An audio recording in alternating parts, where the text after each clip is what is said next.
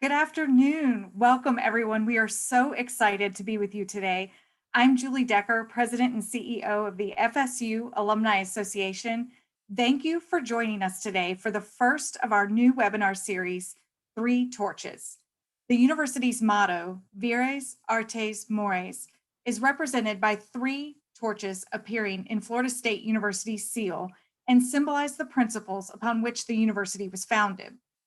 As many of you know, these ideals stress the development of mind, character, and physical well-being and have guided us in selecting our speakers and conversations that we'll present for this upcoming series. Throughout the series, we'll feature experts within the university community and highlight not only the value of a degree from FSU, but also relevant topics in research, education, advocacy, and more happening right here at FSU every day. We're excited to host our esteemed moderator and panelists today, some of FSU's best, who are here to share with you what success in the arts looks like. As you're watching, I encourage you to submit any questions you have for our panelists using the Q&A feature. Our moderator for today's webinar is a two-time FSU alumnus, a tenured professor in the School of Dance and the Dean of College of Fine Arts, Dr. James Frazier. He comes most immediately from Virginia Commonwealth University. During his 18-year career at VCU, Dr. Frazier held the positions of Interim Dean, Associate Dean for Graduate Studies and Faculty Affairs, and Chair of Dance and Choreography. In addition to his work at VCU, he was co-dean of the American Dance Festival, ADF, from 2010 to 2013. Frazier serves on the boards of the International Council of Fine Arts Deans and American Dance Festival. Dean Frazier is also a visiting evaluator for the dance accrediting body, the National Association of Schools of Dance. Dean Frazier, thank you so much for being with us today. We're so excited to hear from you all. Thank you, Julie. I'm so pleased that the College of Fine Arts can participate in the kickoff of the Three Torches series. It seems fitting for the arts to be involved in the start of this endeavor, as they were named a foundational course of study for students dating all the way back to 1886. Today, the arts are such a cornerstone of success at FSU that there are three colleges: music, motion picture arts, and fine arts, for which I am proud to be dean.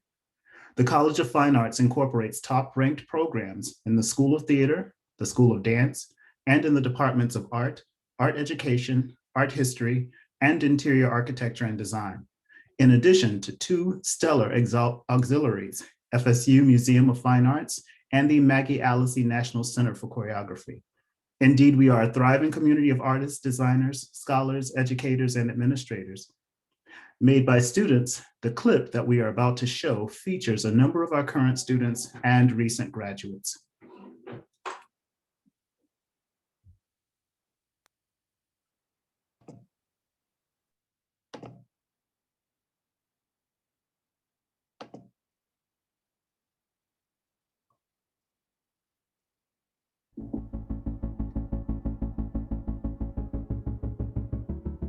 Tallahassee is a small place that's great for experimentation. The nice thing about FSU, or at least that I've found, is that it's really flexible. You can really figure out what you want to do and then who can help you do that.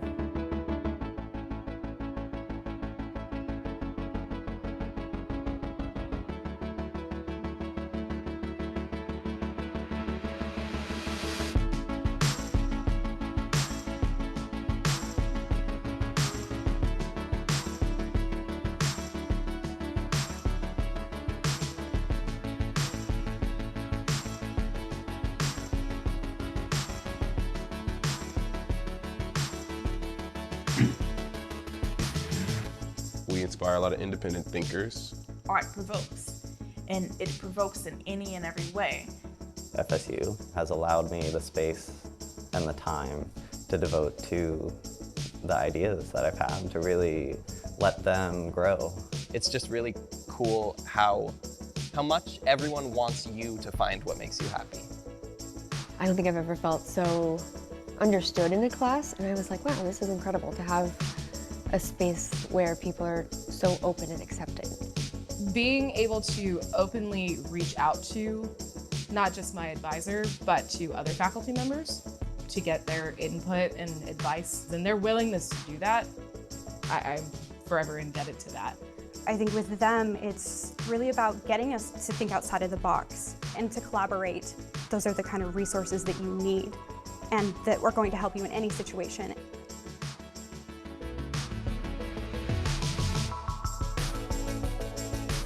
The idea that maybe someone might use knowledge that I've contributed to the profession was very intriguing and really inspiring.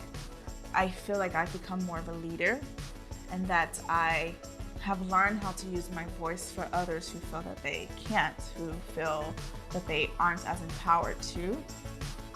We want people to have a voice. I think the challenging thing is finding out your voice. We encourage you to be interdisciplinary, and we encourage you to explore and push the limits of the medium in yourself.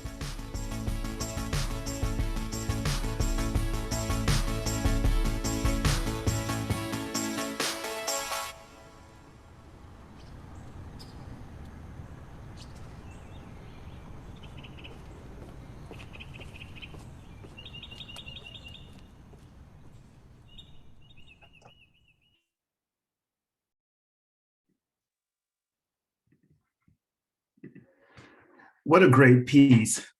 There is, however, one pride point that wasn't captured in the video, and that's the success of our alums. While it's true that you can find FSU alums on all of your favorite streaming devices, there are also many more professions in the arts that are less frequently under the limelight, from teachers, entrepreneurs, and therapists to project managers and designers. Today, we'd like to take this opportunity to introduce our FSU family to 3 alums who graduated in the past decade or in the last decade, whom we believe exemplify success in the arts.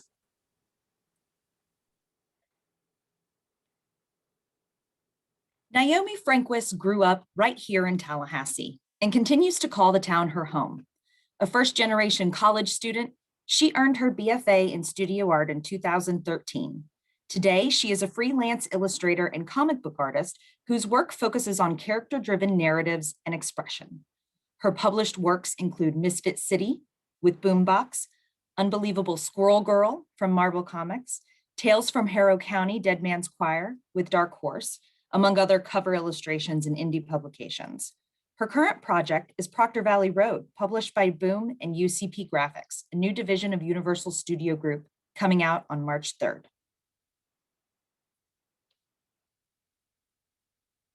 Lauren Scott is a 2011 graduate of the FSU School of Theater and a current talent development manager at Universal Orlando Resort. Following graduation, Lauren held numerous roles with Universal's entertainment team in show support, production, casting, scheduling, and stage management. Lauren took that knowledge to a new role in 2015 when she joined the talent development team as an instructor. 5 years and 3 promotions later, Lauren now happily oversees the training-related processes for Universal's Volcano Bay. Andrew Tobias is the workplace design and strategy manager for Fanatics, the world's #1 licensed sports merchandise brand. In his role, he acts as designer, project manager, coordinator, and facilitator of corporate office renovations, new construction, environmental branding, and workplace strategy. Andrew graduated from FSU in 2014 with a bachelor's in interior design and studio art, then went on to receive his master's in interior design the next year. Following graduation, Andrew worked for a luxury hospitality and furniture design firm in Miami, then as a corporate interior designer at Gresham Smith in Jacksonville. One of the clients he worked with most was Fanatics. From his connection, his current role was created.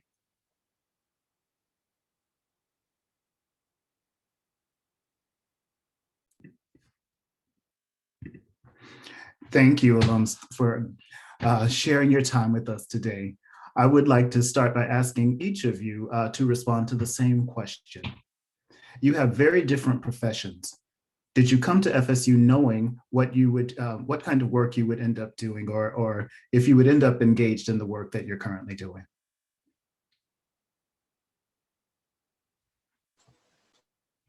I'll jump out there. So I came to FSU with a little bit of background in architectural drafting, graphic design, and then I took all the art classes possible in high school. So coming into the FSU department, I knew I wanted to be in the creative realm with maybe a little more technical edge to it. So initially I went into the graphic design department and then found my way over to interior design later. So my answer is kind of. I came in somewhat knowing what I wanted, and then through this college really shaped my career. Wonderful. How about you, Lauren? Hi. No, I did, I wound up in human resources. That's currently the department that I work in. And while my job title is talent development, I, at this point in my career, don't directly work with performers anymore. So I know the title can be a bit misleading, but I came to Florida State to pursue a degree in theater. And I think my aspirations were pretty well in line with a lot of young theater students, in that I thought I would, wind up on the stage or behind the scenes doing costuming or stage management. And I did come to Florida State with a wide variety of interests within the realm of theater. So I think that the comprehensive Bachelor of Arts degree that I got at Florida State really did help me moving forward in my career. But the short answer is no, I didn't necessarily anticipate when I got to Florida State that I would wind up in human resources, but here I am. Life happens in the ways that it's supposed to. Yep. Naomi, how about you? When I got to FSU, I knew I wanted to do something involved with creative art, and I had originally anticipated maybe doing something conceptual, like storyboarding or concept art for games and movies. And in doing the BFA program, I kind of discovered more my focus and my lean towards narrative art. And through different classes and different conversations, interactions I had with different students, my peers and my teachers, I found myself really focusing towards comics, which is kind of my first introduction to really wanting to be an artist, is diving into comic books and graphic novels and manga and things like that. So I came to FSU with a vague idea, and then started narrowing it down and thinking could actually be a possibility towards the end when I completed my BFA. Wonderful. Thank you each for those responses. On, I guess, a related question, it's always related because we're talking about progression from study to profession. I know that each of you participated in career development opportunities or activities at FSU. Can you tell us a bit about those experiences, and if you would recommend similar experiences to current students? Why don't we start with Lauren this time around?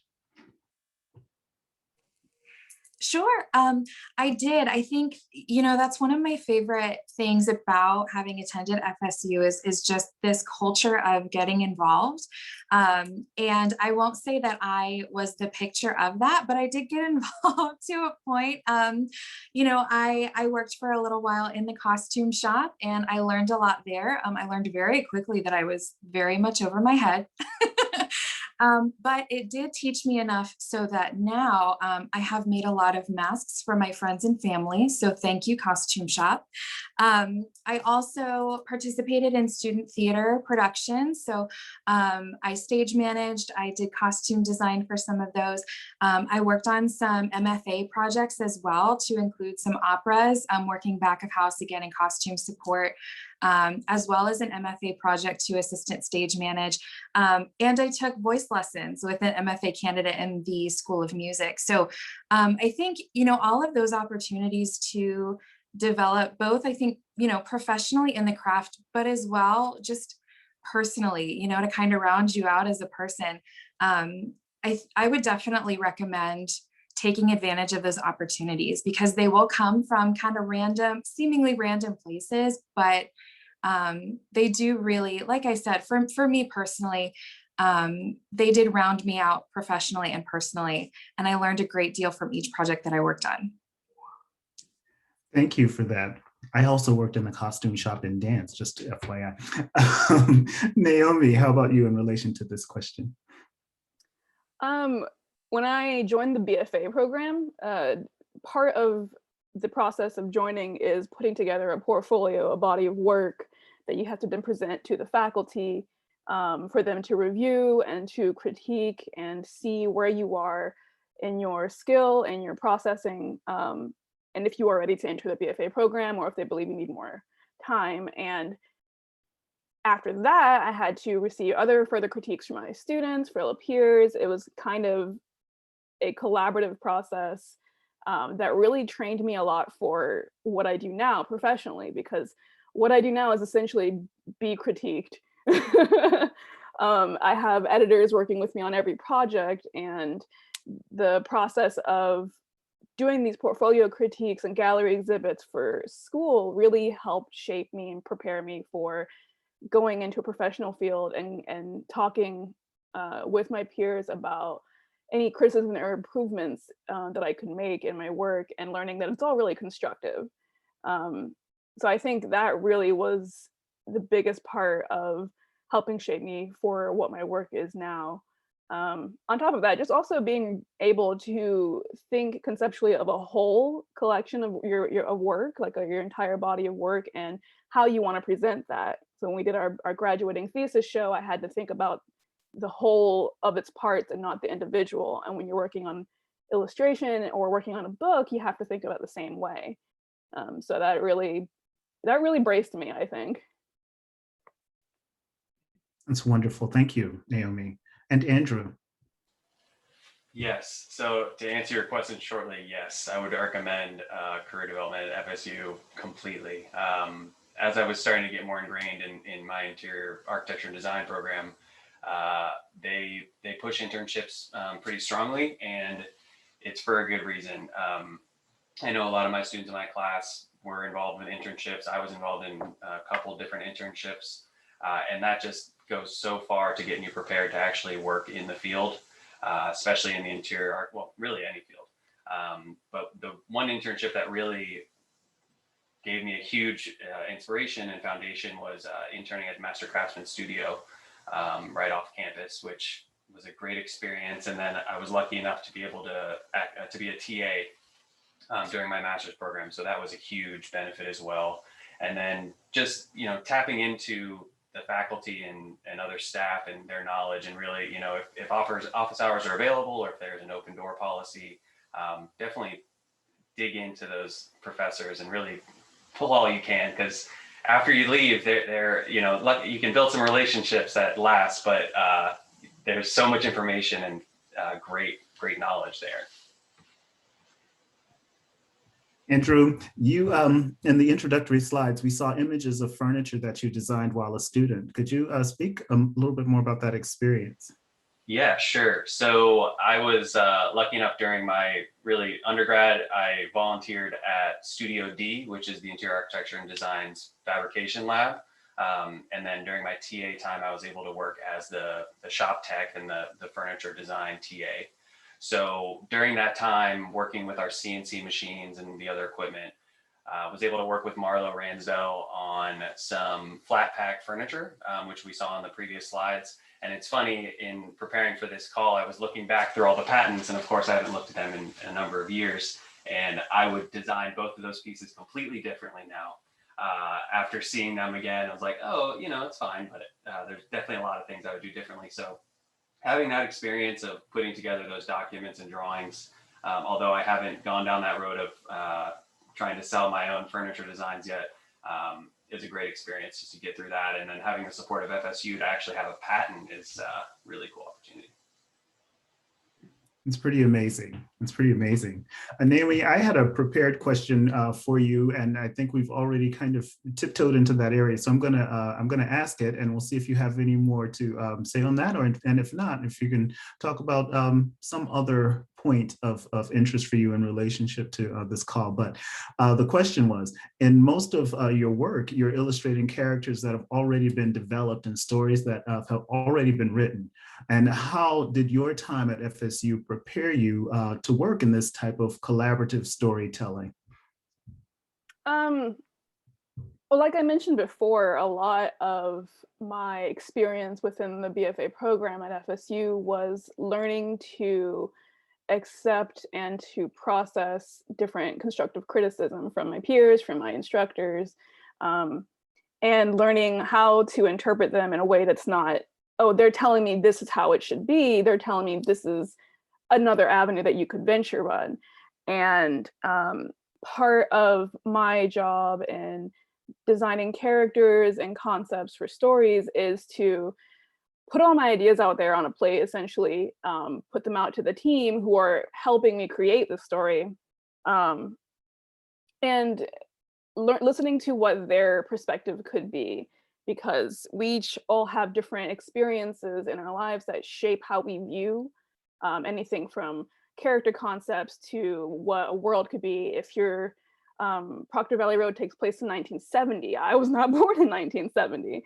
So if I have people who are a little more knowledgeable of that time period, or more familiar with, the pop culture and everything from there, then I will listen to what they say and use that as a platform to branch off into my own research and to push that development in the concepts a lot more. So I think it really just kind of becomes a really true intertwined collaborative effort that it's never just one person, I think. And I think that's really the beauty of kind of this career field,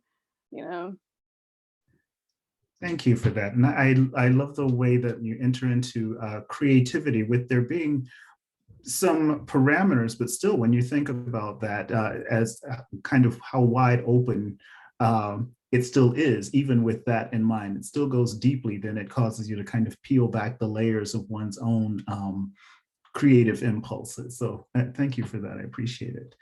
Lauren, we often joke, or I've been informed that alums in theater have this notion of the FSU theater mafia, which actually has to do with networking. Can you talk to us a little bit about how networking played a part in your career development? Definitely. It's true what people say. A lot of career development does come from who you know. And when I started at Universal, I started back in 2008. And I was still a student at Florida State at that time. I didn't realize how many Florida State students or alumni that I would work with over the years, really until I started diving into production work. So it was pretty soon after I graduated Florida State that I started realizing just how deep the alumni pool was at Universal. But they're really it. I mean, I think that you hit the nail on the head when you said that there is this School of Theater mafia that we have. And I think, being a naturally inclined introvert, it can sometimes be difficult for me to build that network easily. I know that it comes very naturally to some people, but I'm not one of those people. And I think just having that thing, right? Having that in common is really a way to build that bridge and initiate the connection with someone.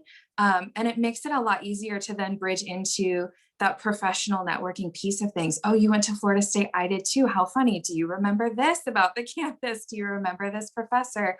And then, like I said, those conversations really naturally flow into career development. There's a stage manager that I worked with when I was a freshman. She stage managed one of the main stages that I worked on. And she and I got hired at Universal right around the same time. And she and I have since worked together pretty much hand in hand for the last 13 years at the company. She's a great friend and a great partner. And I think that our relationship, having stemmed from our time together at FSU, has really helped us both in the professional setting, and with our professional influence with our partners and peers. Thank you for that. I am wondering, before we move toward wrapping up, if well, I have a couple of questions and we'll pull them out. One would be for each of you, what is the thing that you wish you'd known or had done when you were a student, that you've come to really know, value, or understand in relationship to your professional lives? Andrew, I'll put you on the spot. Sure. Well, that's a tricky question, right? I think the biggest thing is for the interior architecture and design folks, when you're getting out into that field, I know you're thinking right now probably that there's a lot of details, there's a lot of nitty-gritty things that you're getting into to get those studio projects done. But make sure you're keeping track of all those details, because it's only going to get even more complex as you get out into the real world. Thinking back to my corporate design project in school and the work that I'm doing now, I wish we had the parameters and everything that we had on those studio type projects. So I would encourage them to ask their professors, even if it's not applicable to the studio project, how would this actually work in a real life situation? Even though that I will caveat that I felt super well prepared by that department, but I think just asking those questions during my course of being a student would have been really helpful. Wonderful, thank you. How about you, Naomi?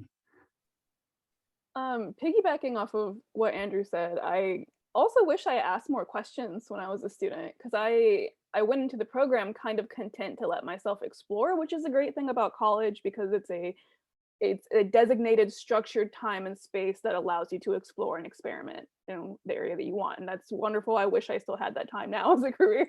I miss being able to play around.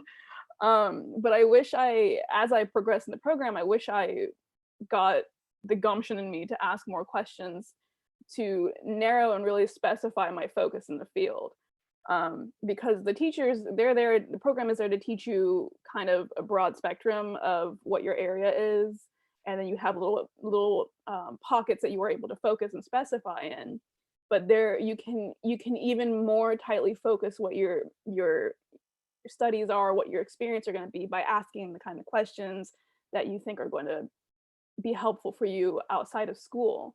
And I really wish I took advantage of that, because there were a lot of professors, I think, and faculty who have a lot of this experience that I wish I knew.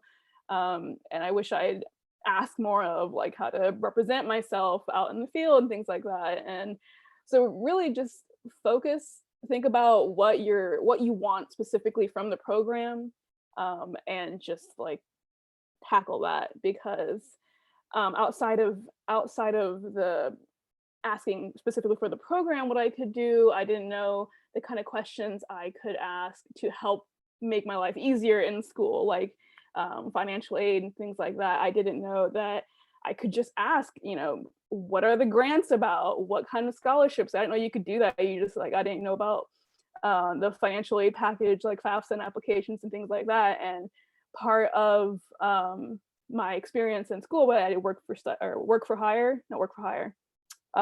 Work study. Work for hire is what I do now. I did a work study experience working in the financial aid office, and through that, I really learned a lot that I tried to expend to my other students. That just ask questions. The worst they can say is no, and then if not, they give you information that you need. If you miss deadlines for the first year, next year. Getting applications in, the sooner the better, because a lot of the grant money is like first come, first serve. So I wish knowing these things would have helped make stress a lot lighter in the program, and then enabled me to really narrow my focus down.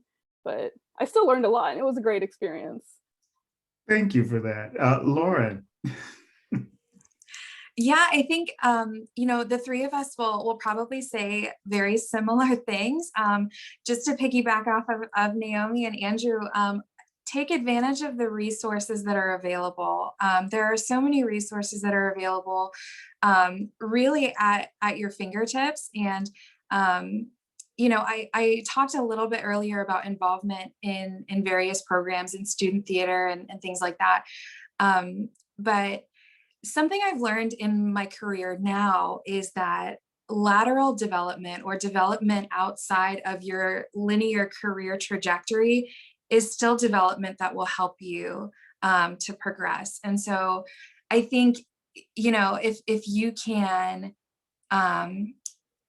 have as many of those experiences as possible and as much of that involvement as possible, it really will help you. Again, like I said, not to repeat myself, but definitely help to round you out professionally and knowing the different facets of the craft that you're studying.